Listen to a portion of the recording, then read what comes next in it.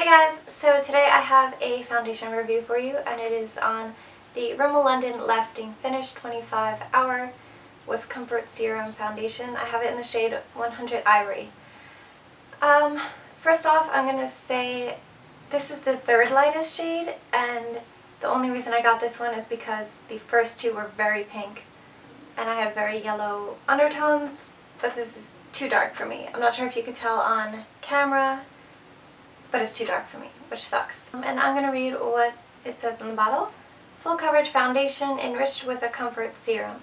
Instant perfect coverage that lasts all day. Sweat, heat, humidity, and transfer proof for up to 25 hours. Right off the bat, I want to say it is not transfer proof. Even if you said it, this stuff transfers worse than any foundation that I have ever tried. Maybe that's because I have oily skin, I don't know, but definitely not transfer proof for me. Sweat proof, okay. I've worked out in this and I haven't, it hasn't melted off my face.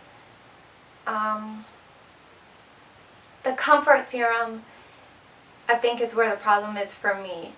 It constantly feels sticky on my face. Not, when I set it, it doesn't feel sticky to the touch, but on my skin, it feels heavy and sticky, and I'm like, I can feel that I'm wearing foundation, and I hate that feeling.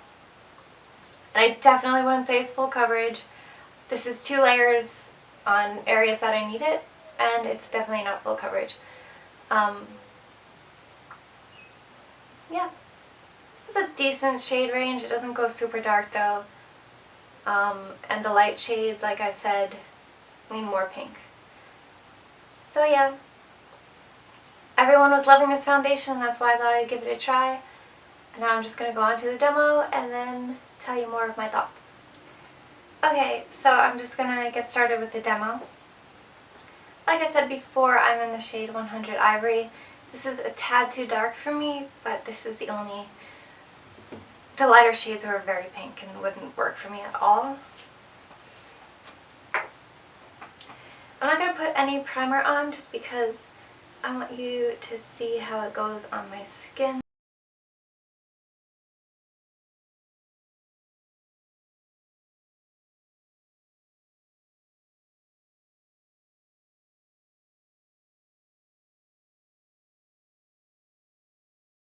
So this is a very thin layer. I'd say it's medium coverage. You can build it, but not that much. Now I'm going to do the other side, and then I will show you how much it builds. So that's my whole face with one even layer, and now I'm going to add a little bit more on places I need more coverage.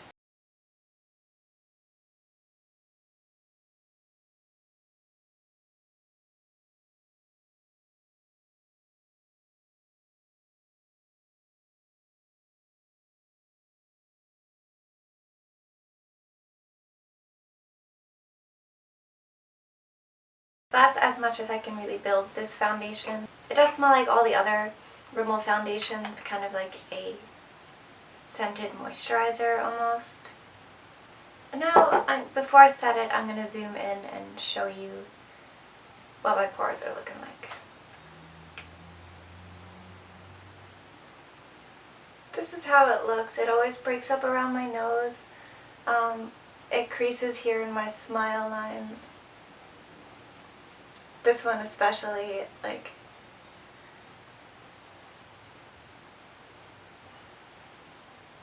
kind of emphasizes my pores.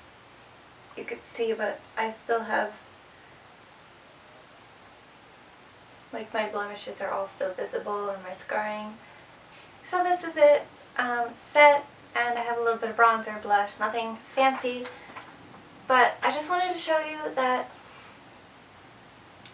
man, I kind of love-hate this foundation. So I'm very expressive, so any lines that I have, like smiling or raising my eyebrows, face, no matter how I set it with this foundation, the creases are just there permanently. It sucks. So it feels like I have a moisturizer on, but it also feels like the moisturizer is too thick and it's never going to sink into my skin. So I can feel it on my skin, and I hate that. I'd rather feel like I'm wearing nothing, but I feel sticky, even though when I touch it it's not sticky because I set it, but I feel sticky and I feel oily, This does help with my oil a little bit. I could wear this longer than other foundations without having to blot it or anything. But it just looks awful on my skin, no matter how I set it, no matter how I prime it. When I use a pore filler, it doesn't look dramatically different because I feel like this formula, something about it, it's almost like it goes around my pores instead of going in them. It just kind of circles them and it's like, hey, look what's over here. Overall, this foundation is a no for me because of the way it feels on my skin, because of the way it creases on me, and